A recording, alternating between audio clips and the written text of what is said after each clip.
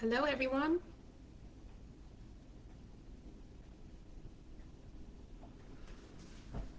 I think you can see me right now, but I just wanted to say hello once again. Excuse me. Um, it's been a while since we've met. It's really been a whole month. And I'm just realizing I forgot one other thing, and that is my speaker. I will put that on a little bit better. Okay, here we go. I can put it on now. Hopefully you can see me and hear me, and you will be able to hear me a little bit better in a moment.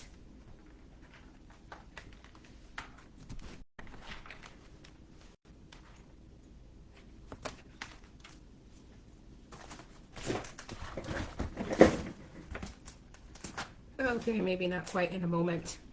I'll just make sure I talk good and loud. Oh, okay, here we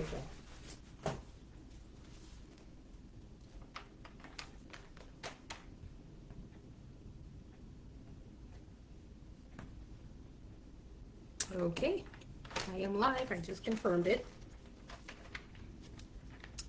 And I want to thank you all for being here, and thank you for being here today.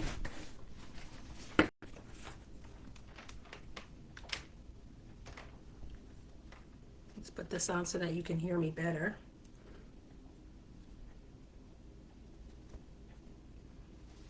Okay, is that better? Hopefully you can hear me better. Anyway, I wanted to just welcome you all for being here again. It's been a while, and well, we only meet twice a month, so it's not a whole lot of times that we're meeting. But so if I miss one time, excuse me, it does seem like it's forever, and I just want to send out apologies to you out there that missed the last time we met. That was 2 weeks ago.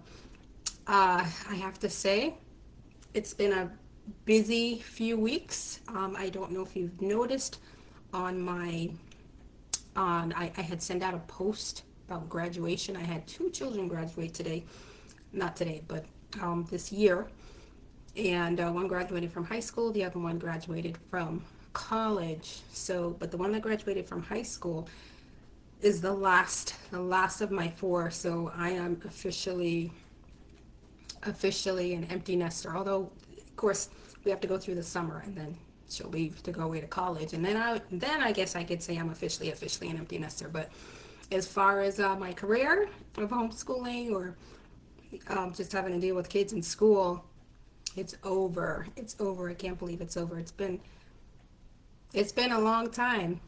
My oldest one is 25 years, so I cannot believe that I am in this new stage.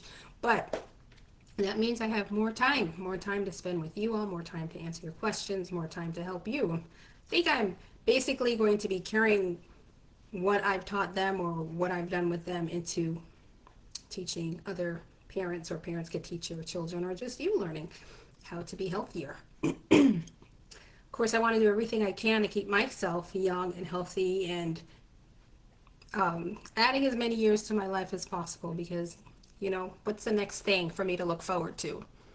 Grandkids, right?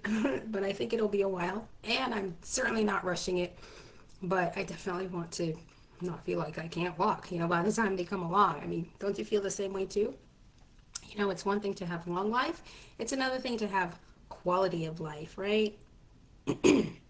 Okay, well, without any further ado, let's go ahead and get started. So this is the month where we talk about nutrition, and it really it's an important part of healthy living. Probably one of the most important parts, and it can get very specific, and but I'm just going to simplify it. And I'm also probably going to be changing around the way I do these podcasts and these live posts, make it so that it works better for all of us, but especially for you. So without any further ado, let me go ahead and get started. So I'm going to go and share my screen.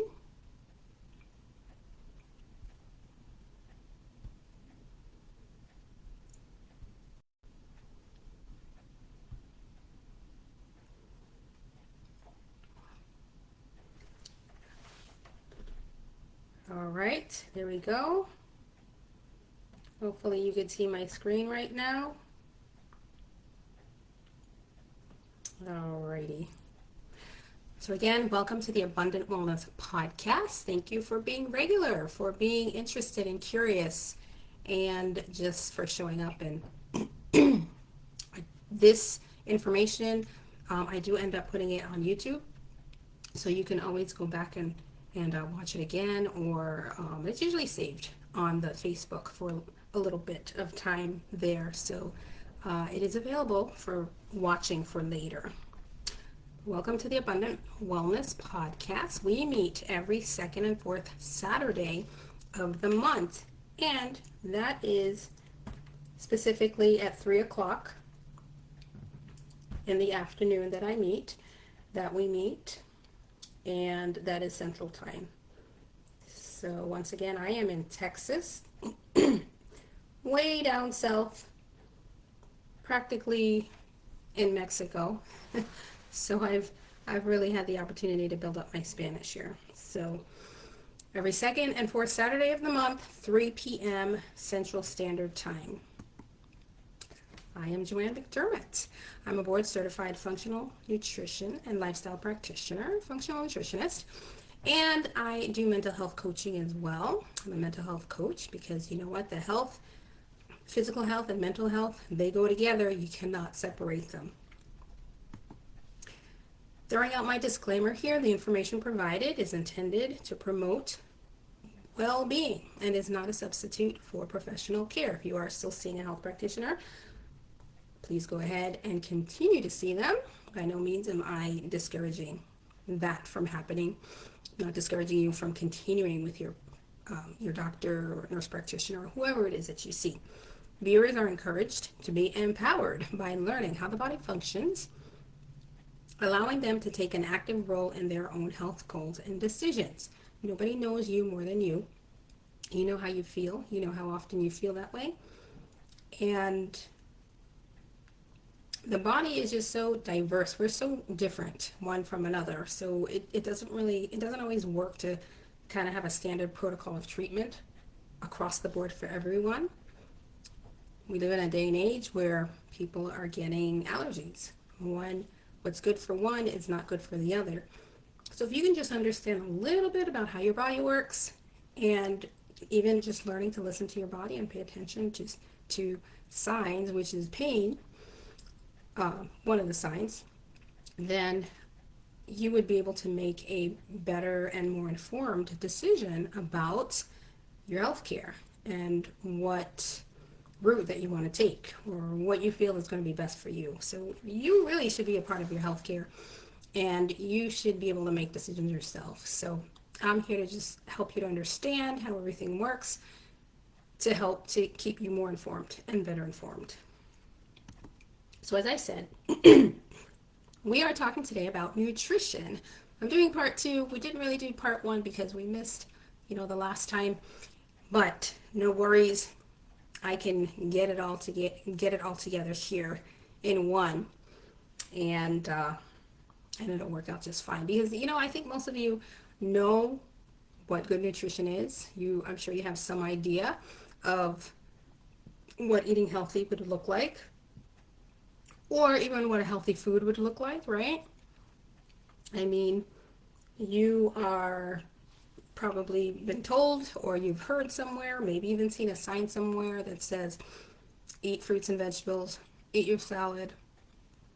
So we all kind of have a basic general idea, and that's really what part 1, where I go into some more, like what is healthy nutrition, what does that healthy meal look like, and really boils down to eat your fruits and vegetables. But another time I can go into detail there. Nutrition part 2, I explain a little bit more, so let's just kind of dive right into it and you'll see what I'm talking about. So you've heard that expression before, you are what you eat. Have you heard that before? So if you eat junk food, then you're going to have kind of a junk body. It's not really going to function and work properly.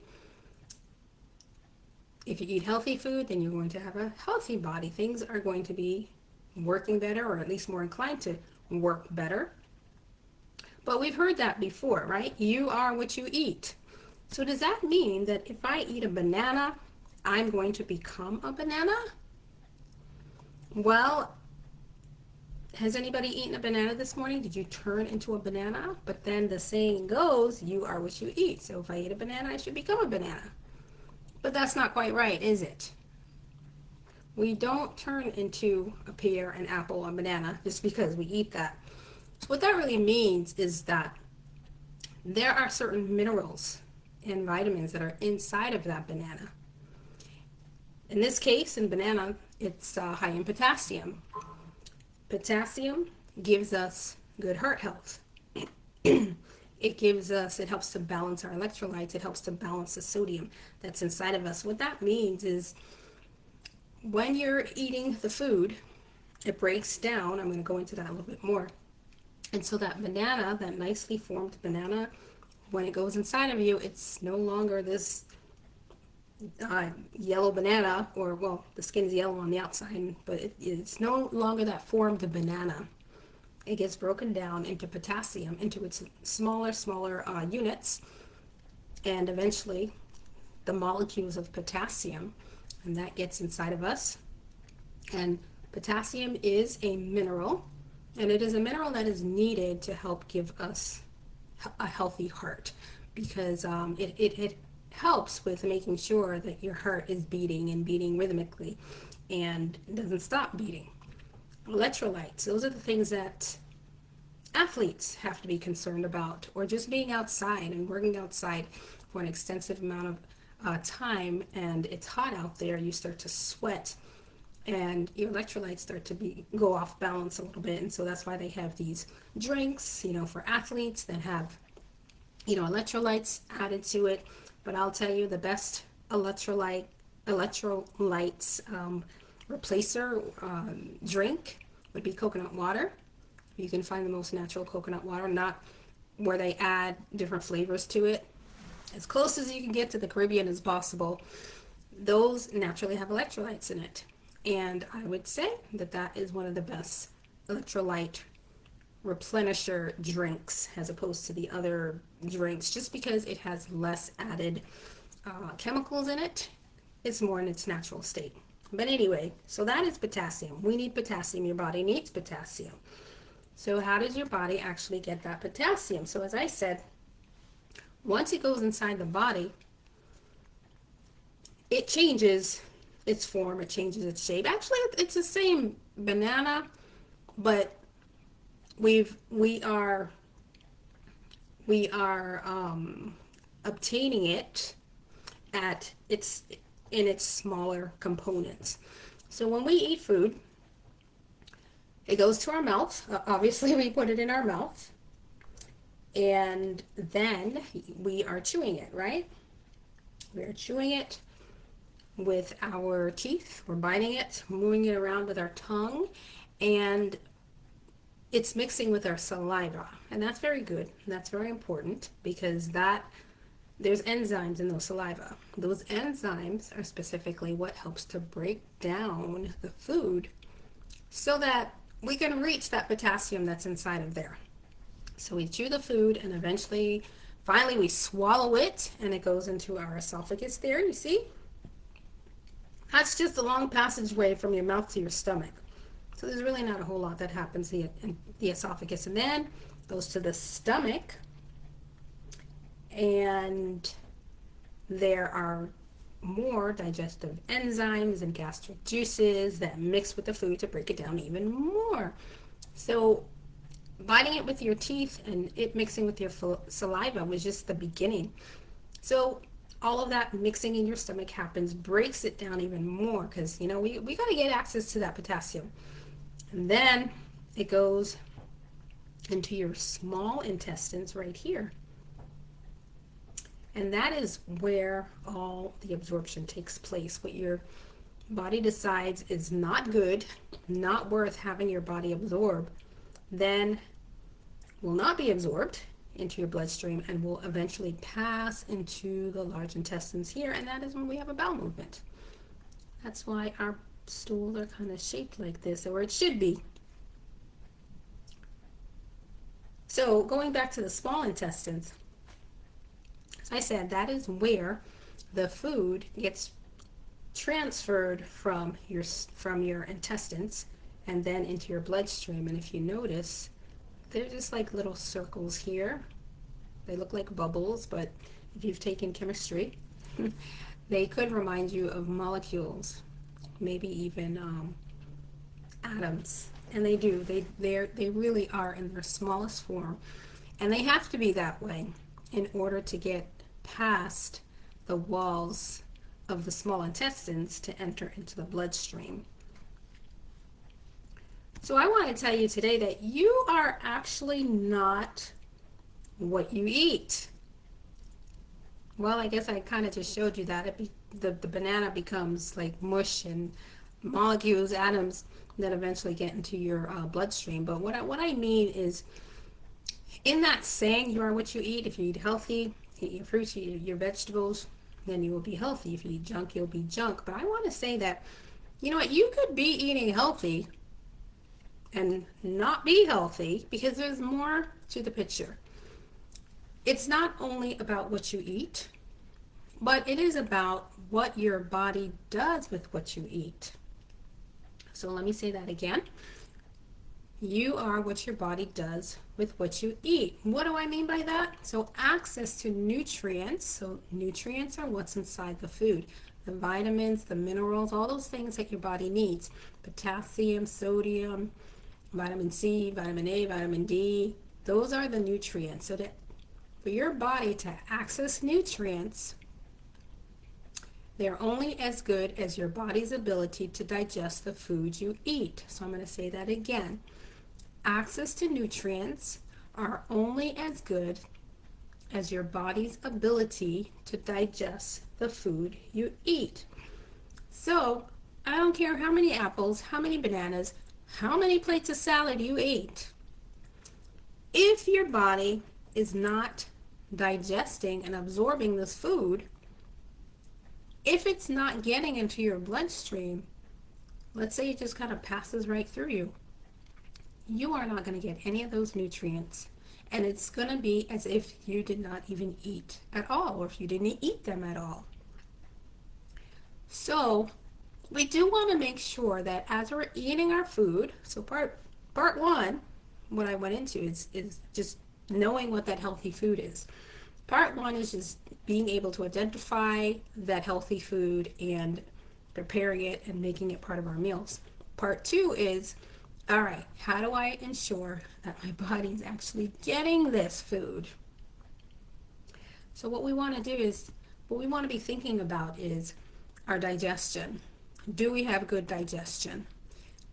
Are we breaking the food down well? And is our body absorbing that food well?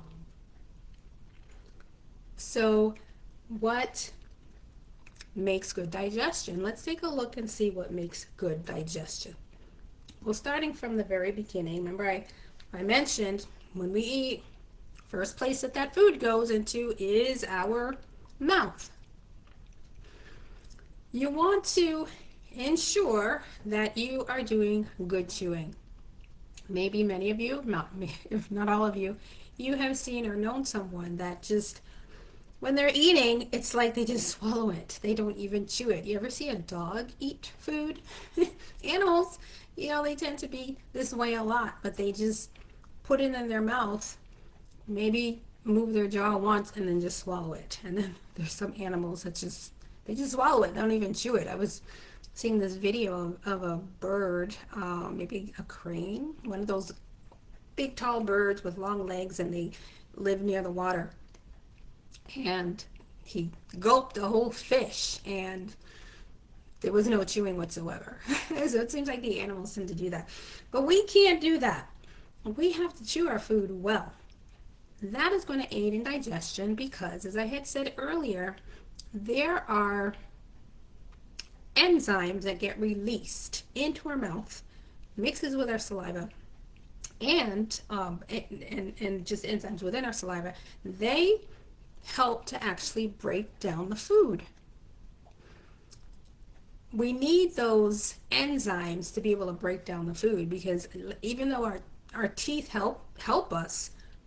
You know, we so if we're eating like a chunk of banana or a chunk of an apple, okay, our teeth helps to get that smaller, but it's still not small enough to the point where our body is actually able to absorb it, because the space, the wall of the small intestines, they have, the cells are very closely tight to each other, but there are little gaps, but they're very, very, very small. And if the food is not small enough, if it's not broken down enough, it will not go through the wall.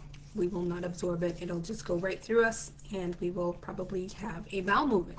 So very important to chew, chew, chew. Chew it, let it mix with the saliva, give it an opportunity to break down. I don't know if you guys have ever had this experience before, but you ever eat a cracker, or maybe some of you out there have experienced eating, you ever go to church and have communion? And the communion, it's like a cracker. Anyway, if you haven't had communion, but think about a cracker, put it in your mouth. When your tongue first has contact with it, it just tastes like a salty cracker, right? But then after you chew it, and you chew it, and just chewing it for a little while, what happens? It begins to have like a little bit of a sweet taste in your mouth. I don't know if you're thinking, wait a minute, how did that happen? The cracker was salty. It didn't taste sweet. In fact, there's no sugar added to it. How come it tastes sweet all of a sudden? And that is because that would be an indication that, okay, good, your saliva is working and it's mixing well, because what happened is it broke that cracker, which would be a carbohydrate, it broke it down into smaller components and made it so that it's the individual sugar molecules, because that's what a carbohydrate is. It's made up of a bunch of sugar molecules. So yes, digestion does actually begin in our mouth, and it's going to be best utilized when we allow ourselves to chew and not be so quick to swallow, but just enjoy this food. Good digestion also would entail not to rush while you're eating. I know sometimes we are in a hurry and we are trying to grab that bite before we have to go off to work, or we're taking a quick lunch break and man, I don't have time, I gotta rush off to this meeting, whatever it is. Maybe your lunch break isn't as long as you would like it to be, but you don't want to rush while you're eating. And the reason why that is because you tend to, because you're going through it so fast, so quickly, you tend to, well, you definitely are not going to be chewing as well because you feel like, okay, you know what, I don't have time to do 20 chews. I'm just going to have to swallow this down. But it causes there to not be enough time for the digestive enzymes to mix properly. There isn't time for the different enzymes to even be released, whether it's in your mouth or in your stomach, so that the food can digest well. So there just isn't enough time. You know, you're not giving your body the time that it needs.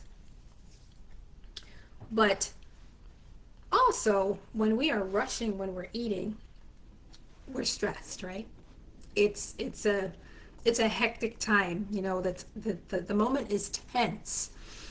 And when we are experiencing any kind of stress, any stress at all, so it can be as bad as somebody holding a gun to your head. You know, that's pretty stressful when you feel like your life is at stake.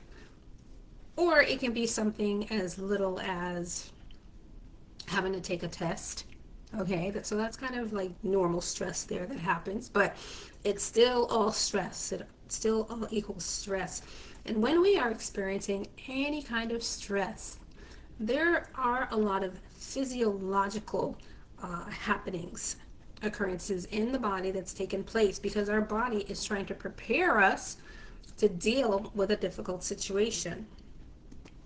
So I know in past presentations, I have talked about what happens in our body when we're stressed. Eating when stressed places us in the sympathetic nervous system.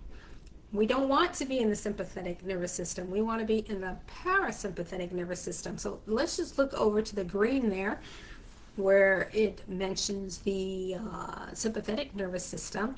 So these are all the things that are happening. You can see a list of all the things that are happening in the body when we are under that, or our body's experiencing the sympathetic nervous system. And so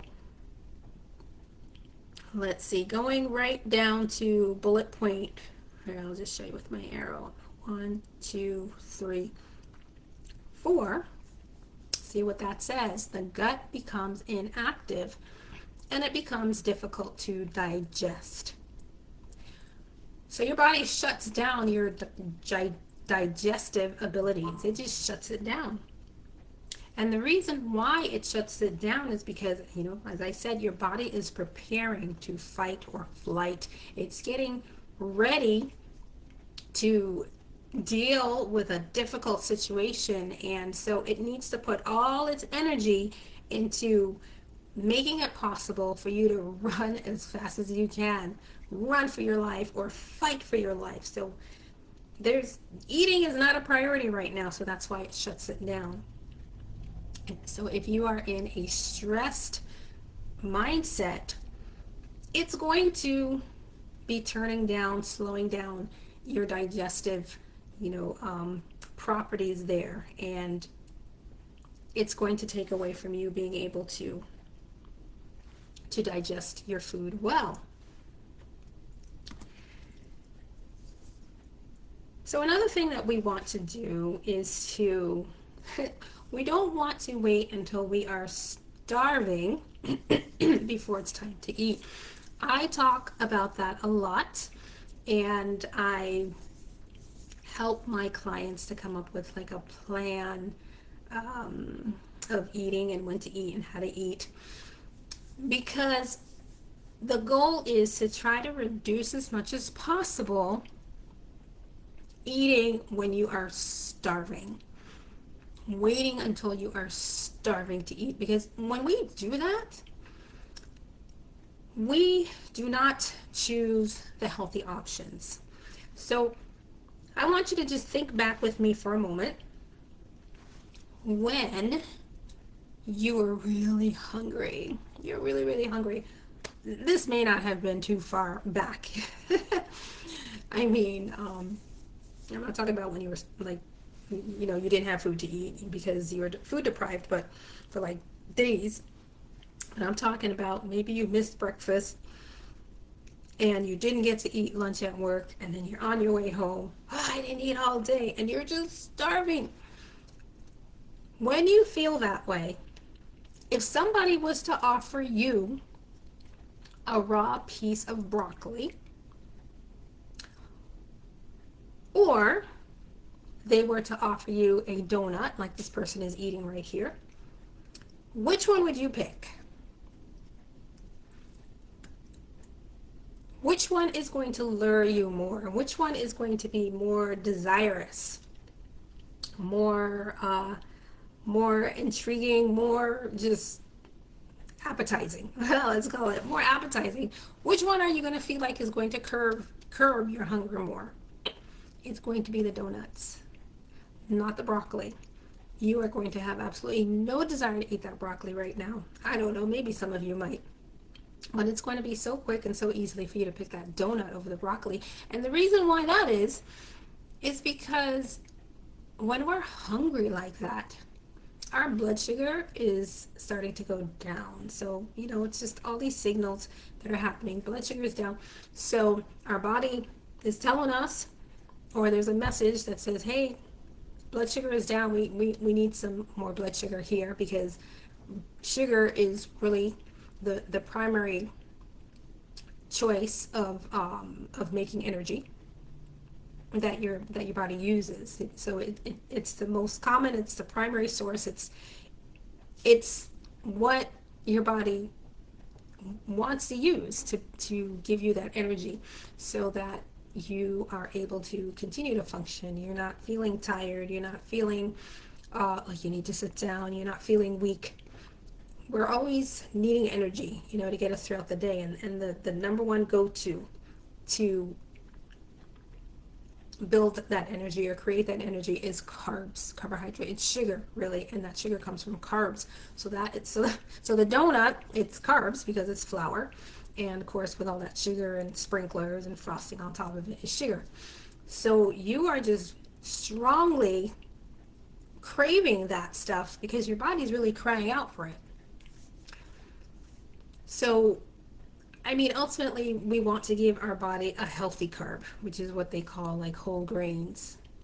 It has the carbs in it, so it's going to break down and it's going to give you the sugar. It's going to give you the sugar you need, but it also has fiber in it.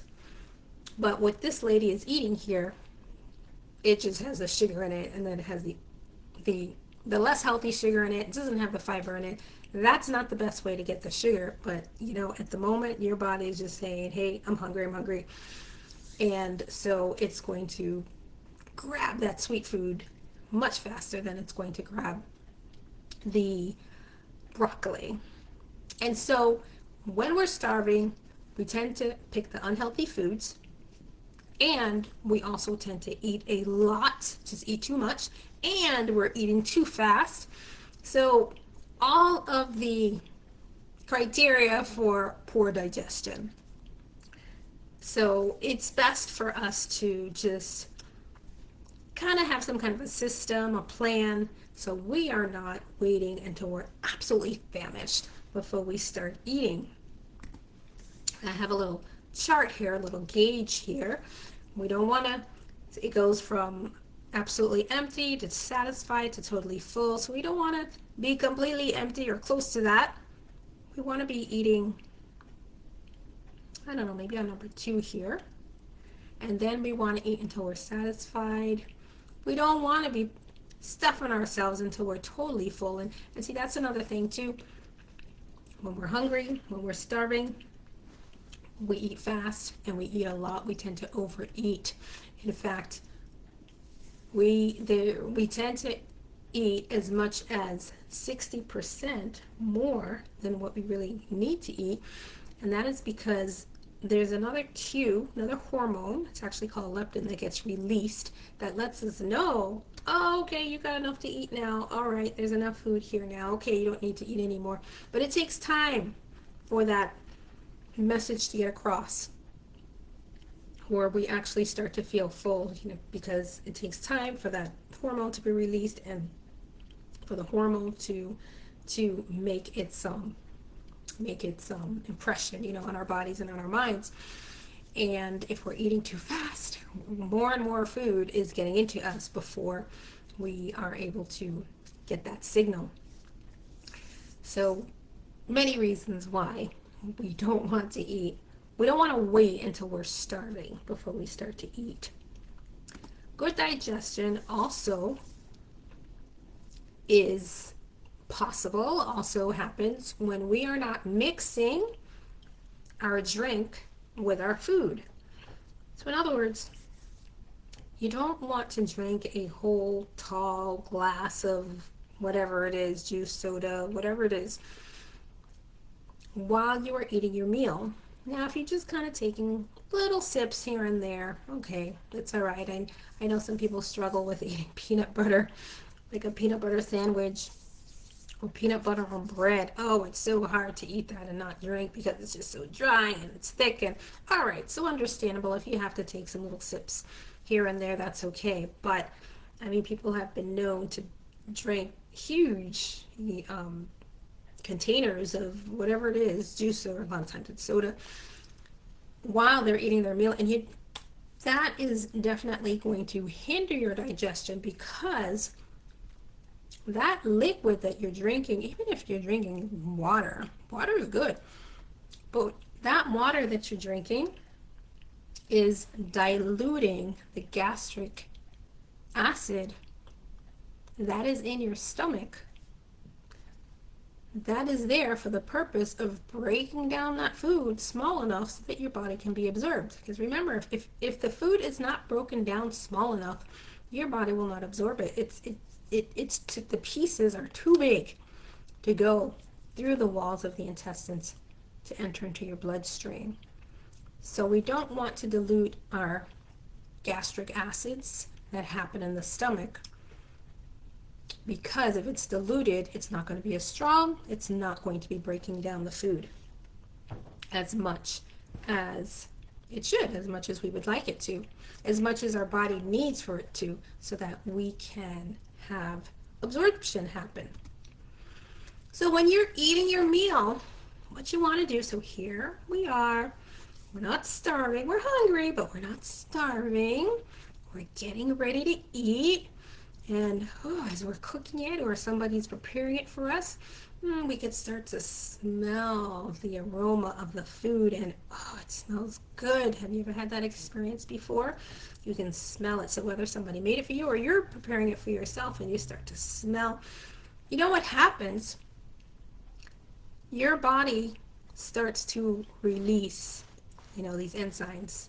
They call that the enteric nervous system, where what you're feeling, what you're experiencing in your senses, that's the smell, and then things start to happen in the digestive organs. So your stomach will start to create those gastric juices in preparation for when the food comes. So that's pretty good when it's starting to prepare it there, so that, okay, when you finally bite, chew, and swallow, it's there already. And there's a good amount and a good quantity there, and it can start to break down the food as soon as it enters inside your stomach. So this is what we want to do. This is what we want to experience. Let's look at the acid, the gastric juices that are inside of our stomach. So the main gastric juice inside of your stomach is called HCl, or hydrochloric acid, and it's a very, very, very strong acid.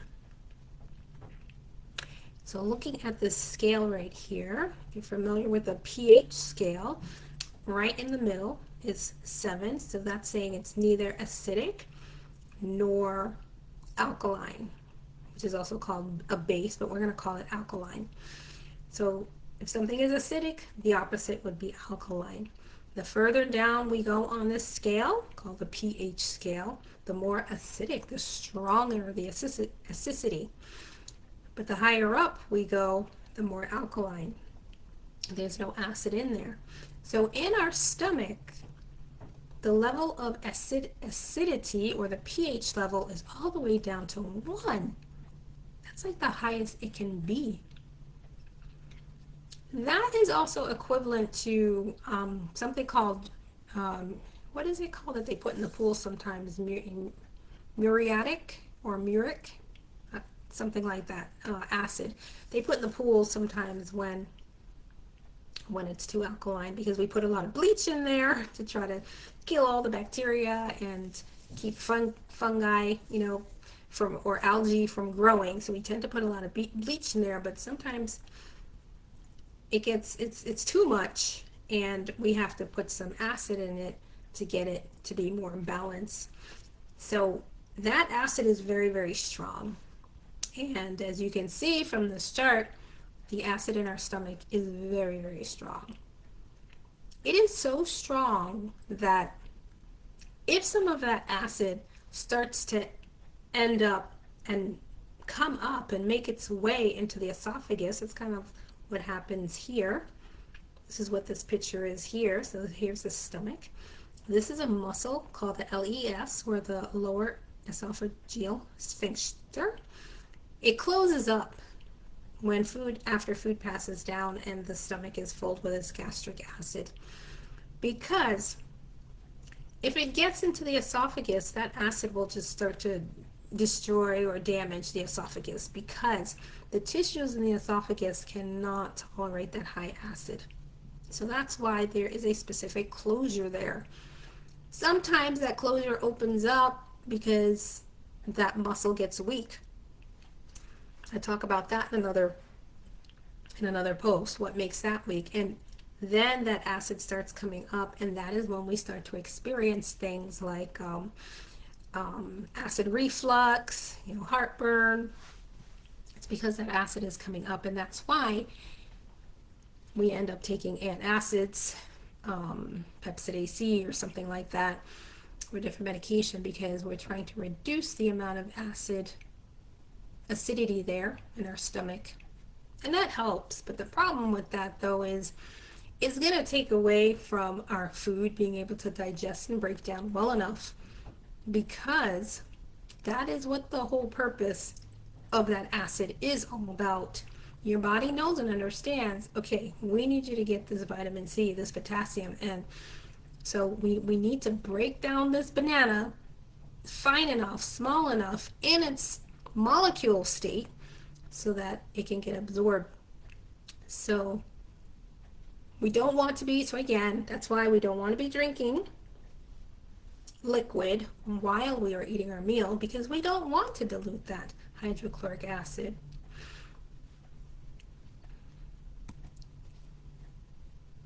So I wanted to talk to you about vitamin B and intrinsic factor. So in your stomach, well, vitamin B is a vitamin that our body needs. A lot of times people become deficient in vitamin B. They say even people, especially people that are vegetarian, they tend to be deficient, or they say that that's something that people that are vegan or vegetarian have to look out for. Now, and there could still be other people that are vitamin B12 deficient. Vitamin B12 is important because when we are low in vitamin B12, the most common symptom that we feel is fatigue. We feel very tired all the time, just really sluggish, just not feeling like we have the energy. Now, there's other things that can cause that low sluggish energy, so I'm not making a diagnosis here, but certainly one of the symptoms of low vitamin B12 is, that fatigue. A lot of times people go and they get vitamin B12 shots, and that helps them if that was really all the problem. Now, vitamin B12, it cannot be absorbed except that it mixes with something called an intrinsic factor. Kind of a weird name, but that's what it is. Vitamin B12 needs to come together with that intrinsic factor. It's actually a protein. So let's say you eat a cereal and it's fortified with vitamin B12, goes inside your mouth, down your esophagus, into your stomach, and now that vitamin B12 is in your stomach, it's being broken down by the gastric acid so that we can get to the molecule of the vitamin B12. Now, it has to bind with that intrinsic factor. Absolutely has to bind. And then that intrinsic factor will bring it down into your small intestines, your stomach, down into your small intestines. It brings it down in there so that it can eventually be absorbed into your bloodstream, and that's how you get it. If you do not have that intrinsic factor, then you will not be able to absorb vitamin B12. So we really want to make sure that it's not only there, but there is a good abundance of it. And so we want to make sure that the integrity, the healthiness of our stomach is good, it's well.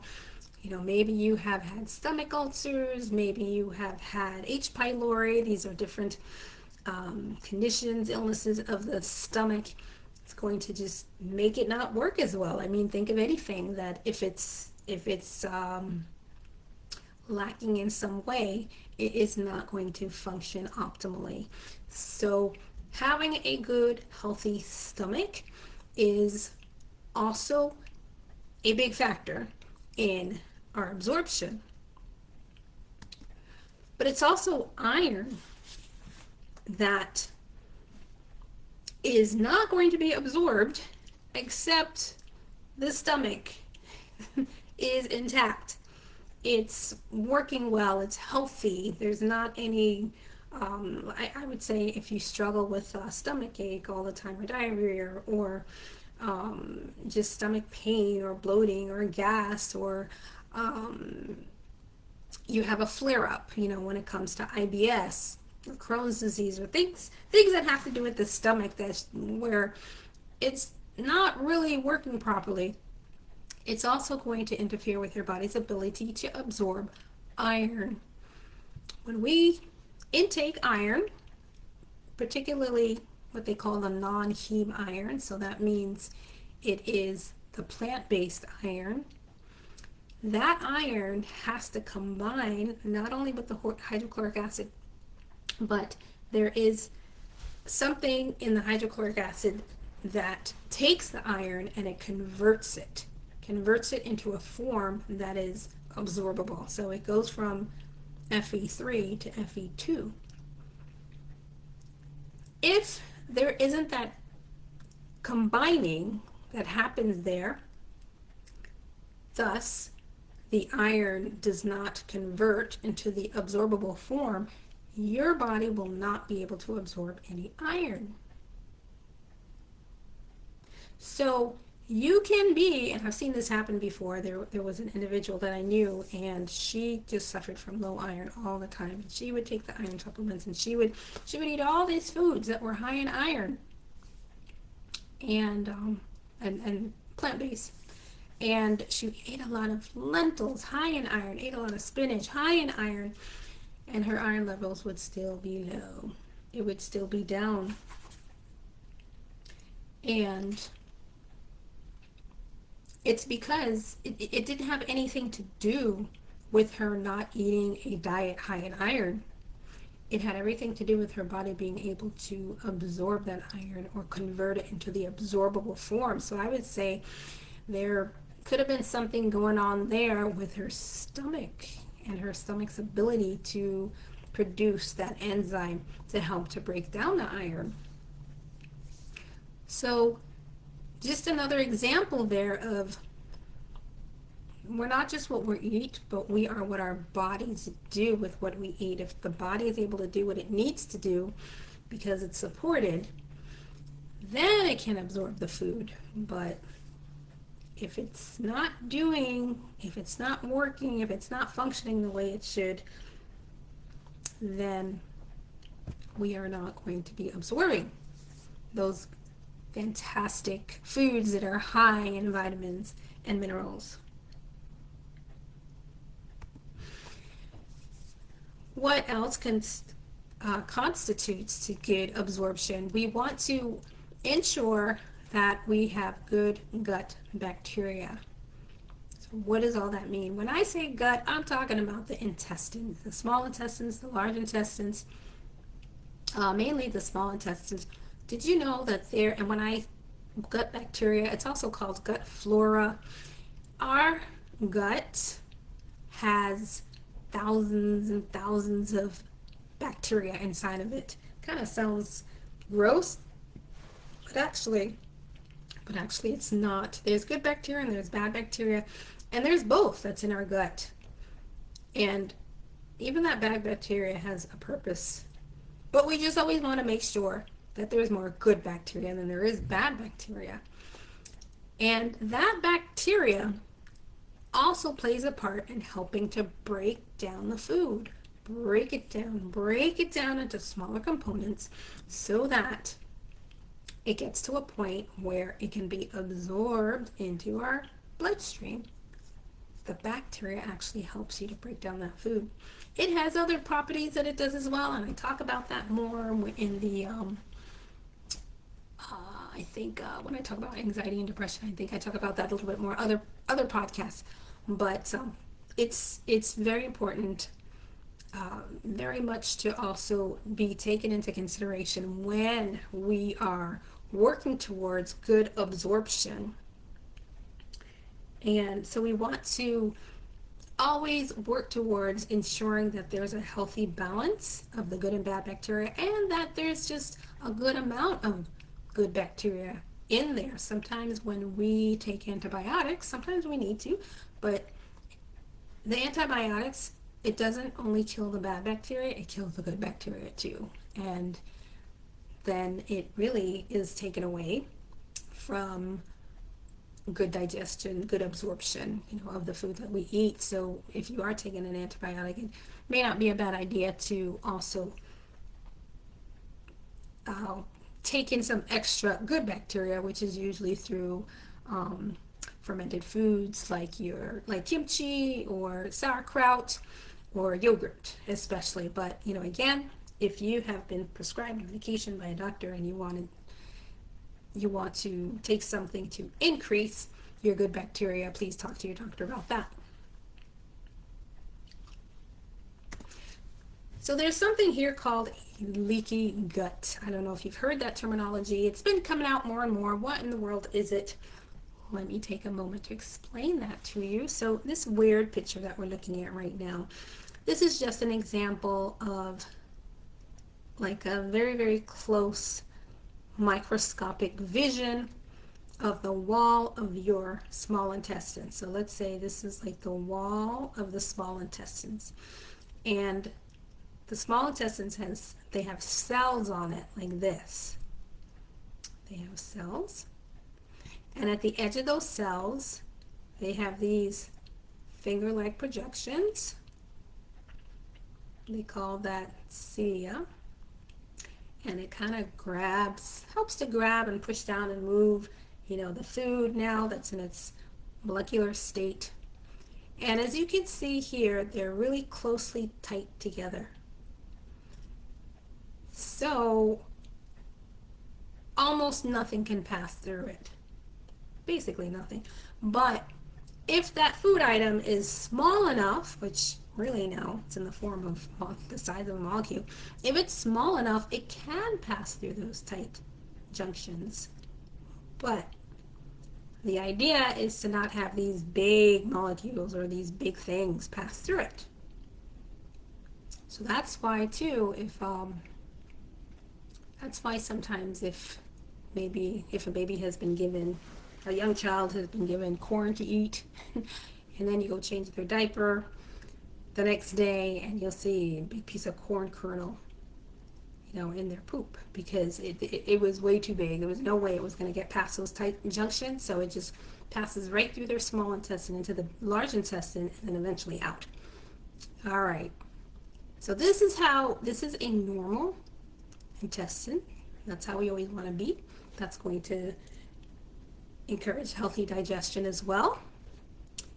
On this side, though, it's abnormal. There's some inflammation that has taken place, and when that inflammation happens, those tight junctions loosen. They're no longer tight, they're no longer compact. Now these big molecules have space to enter. And look what happens. They go down, and now they're passing through the cell wall there of the intestines, and they're getting into the bloodstream. These big items do not belong in the bloodstream. They're too big. But they got in there because you have some inflammation going on in your intestines. Over here, if you notice these big items, they didn't get in here. Well, actually, I think maybe, okay, so I think maybe they got in here and they're flowing down here. So, yeah, particularly these, the blue ones. So that is what we call a leaky gut. It's leaky. It's like having a, maybe if you have a faucet and you turn it off, but it doesn't turn off, and so it's leaking. And, well, in this case, it's more like a filter. And so things are getting through or passing through that should not pass through. Yeah, if you think about a pipe, because the pipe is like, it's stopping the flow. So water can no longer get out.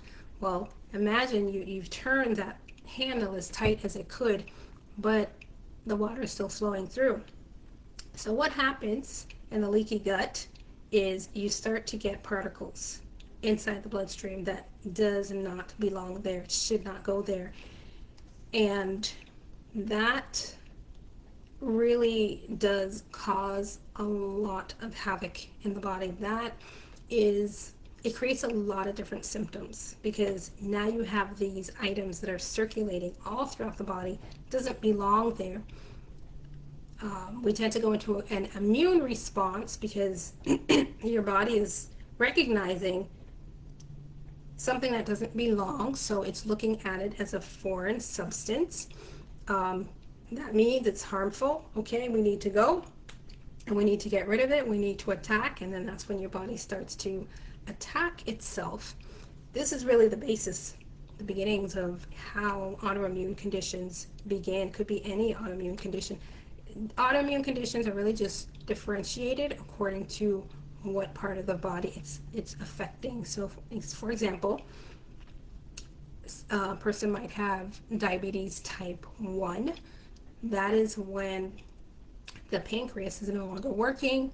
The body will attack the pancreas. So they say, and then if your pancreas isn't working, you're not producing insulin. If there's no insulin, then your body's not able to use the sugar that gets inside your body, from when you're eating, and so you get high sugar.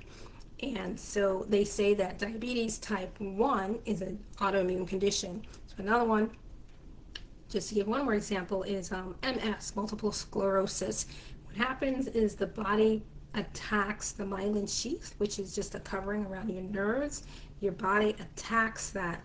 And so by having the nerves not covered and protected, it's exposed, so it gets damaged, and then they have a hard time, with with movement, mobility.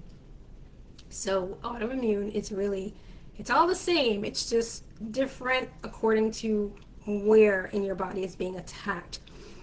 And when we have a leaky gut, I mean, it does so many things. Causes autoimmunity, and it can cause like inflammation, different areas of the body. It's just kind of a domino effect, one thing after another. And it also contributes to poor digestion. Now, in this case, okay, the food is being absorbed into the bloodstream, but more than we care for is getting in there, and it's just not worth it. It just makes us too sick.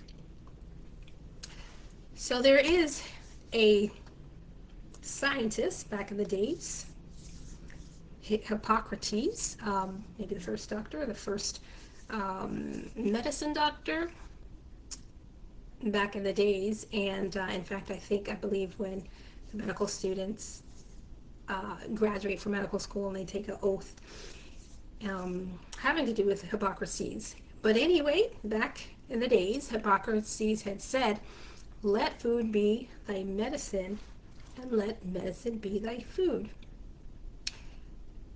And this is so true. When you are sick, when your body's not functioning right, when you are not healthy, food can be medicine for you just as much as medicine can be medicine for you. Because at the end of the day, it's really broken down into these minerals, the potassium and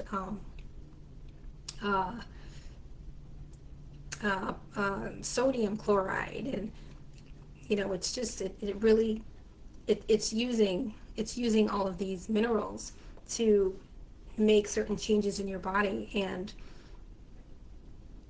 and we can get those same minerals through food, as what we see in a lot of the prescribed medicines, or even over-the-counter medicines as well. So let the food be your medicine.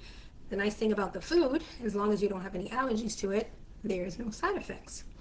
And let medicine be your food. Let the food that you eat be foods that is beneficial and welcoming to your body. Hippocrates also said, all disease starts in the gut. When we get sick, when we're not healthy, it all goes back to what is happening inside that gut. Because remember what I said at the very beginning? It's not so much that you are what you eat. It is more about what your body does with what you eat.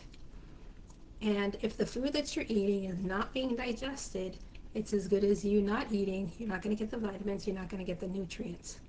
Then again, if you're eating this food and your digestion is off because you got a leaky gut and you got stuff going in your bloodstream that shouldn't, it's going to be interpreted as poison, and you're going to have an overactive immunity and inflammation and all these other things happening.